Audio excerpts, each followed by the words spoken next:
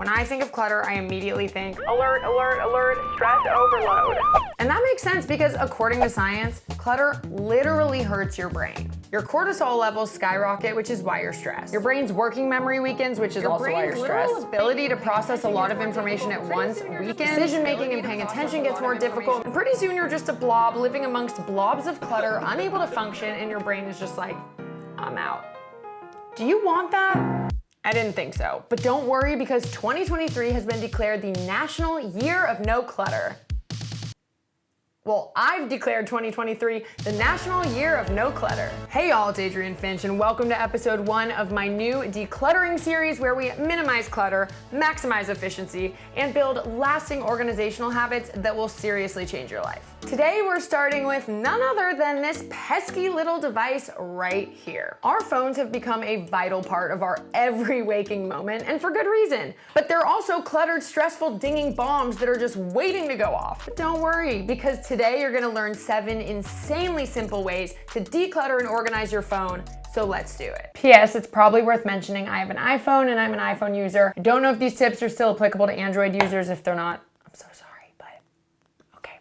Starting with apps. There's an app for everything, but it doesn't mean you should have it on your phone. The easiest way by far to clean out the apps that you don't use is go to Settings, iPhone Storage, and delete from there. There are 2 ways to do this. Number 1, if you scroll to the bottom, you'll find the apps that take up the least amount of storage, which means you're probably using them the least. Alternatively, you can go back up to the top and delete the apps that take up the most space, but be really careful because deleting an app deletes all of its data too. Another thing you can do to free up storage without losing important data is to select offload app instead of deleting. And if you want your phone to automatically do this, just go to Settings, App Store, and offload unused apps. But Adrienne, what do I do if I want to keep some of these apps on my phone, but I don't want them cluttering my home screen? Great question. I'm glad you asked. Option number 1, delete it anyway. We're trying to declutter our phone here, people.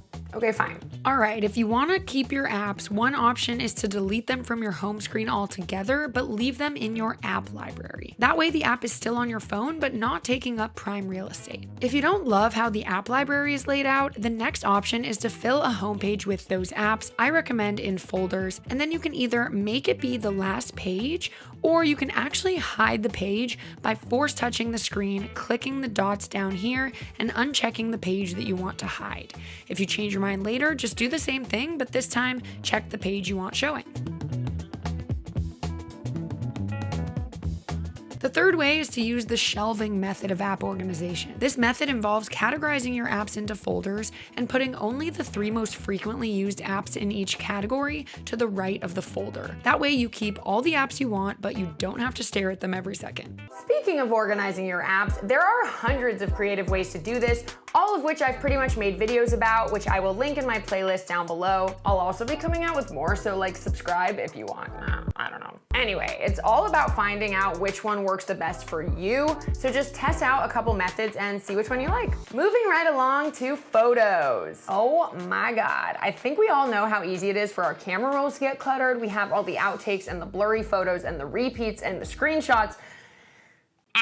Luckily, the next episode in this series is fully dedicated to decluttering and organizing your camera roll and creating a system of organization for your photos that actually lasts. Thank God. Unluckily, that means I'm not gonna go into it too much now. You'll have to stay tuned for that video, but feel free to reference my old and still very relevant video right here. What I will say is that there are a lot of apps out there for this, most of which I haven't liked, but I will let you know in the next episode if I find one that works well and I recommend. Another helpful thing you can do and always should be doing is deleting your recently deleted folder. This is like the trash on your computer. Empty that shit. Even though it's in the trash, it's taking up precious storage on your phone. Pro tip, Apple also sells this nifty little flash drive, finally, that you can plug into your phone, load all the photos onto it, and then stick it into a computer and empty them out there or onto a hard drive. I've been looking for a solution like this for so long just to back up my photos. So if you're someone that's like, screw the decluttering, I just want them out of here, I highly recommend that. Personally, I do want to keep photos in my camera roll, but I highly recommend doing the flash drive situation as a backup regardless. Another automatic thing you can do right now to just make sure you're optimizing storage when it comes to photos is to literally go into your settings and hit optimize storage on your photos. And PSA, while we're on the topic of storage, your phone requires at least like 10, sometimes 20 gigabytes of empty space just to operate. So you should never let your phone's storage get down to just a couple gigabytes, and that's because it could crash. Yeah. Okay, now let's talk about badges and notifications. Badges are these little red ticks reminding you that you have unfinished business to attend to. But really, they're ugly and stressful. Turn them off. To turn off badges, go to Notifications, choose an app, and then Badges and toggle it off. Unfortunately, there's no way to do this for all of them, but look how much better that looks. Next, while you're in there, turn off the notifications for apps that you just don't need notifications for. Seriously, every time your phone dings, it's a distraction, and then all of those notifications piling up is clutter, and clutter equals stress, and stress equals brain not functioning. You don't want to be a blob. Now, if you don't want the distraction of notifications, but you are afraid you'll miss some key things, then you can set up what's called a scheduled summary, and here's how you do that. To do this, just hit Scheduled Summary rather than Immediate Delivery, and you'll get them all bundled up at once. All right, you ready for one of the easiest ways to declutter your phone? Choose a different background. If your home screen background's too busy, it can literally make your phone feel more cluttered. So don't. Save that for the lock screen, keep the home screen minimal and clean. And what's nice is when you go to make a new lock screen, not only do they have tons of options to choose from, but when you do choose your lock screen background, it gives you automatic options to create a home screen background that matches your lock screen photo, but is very minimal, like a solid color or a gradient.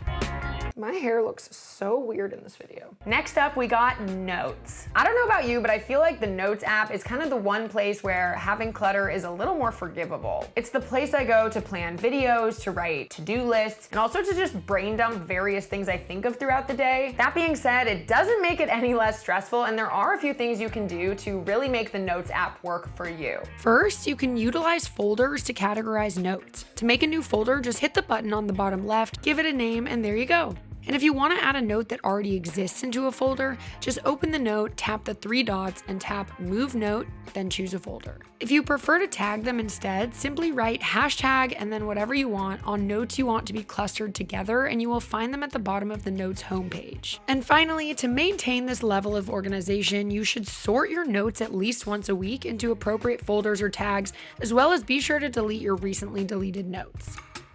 Unfortunately, there's no easy way to declutter your notes, at least that I can think of, besides starting from the oldest and working your way up, sorting them or deleting them as you go, or potentially searching for key terms that you know will bring up notes from the past that you don't need anymore and deleting those. I really need to do this eventually, but right now I have more pressing things to do. Okay, I was gonna talk about home screen organization and focus modes, but I realized that's quite literally an entire whole video that I'm about to make. Well, and I realize it has literally nothing to do with decluttering. So now that you've learned the easiest ways to instantly declutter your phone, the next step is organizing it in a way that not only aligns with your everyday needs, but is also easy to maintain so that new clutter doesn't build up immediately after cleaning out your phone. Thank you guys so much for watching. Subscribe and hit the bell if you want to be notified when new episodes drop. And in the meantime, check out this playlist for tons of iPhone organization ideas, and I'll catch you guys in the next video. Bye!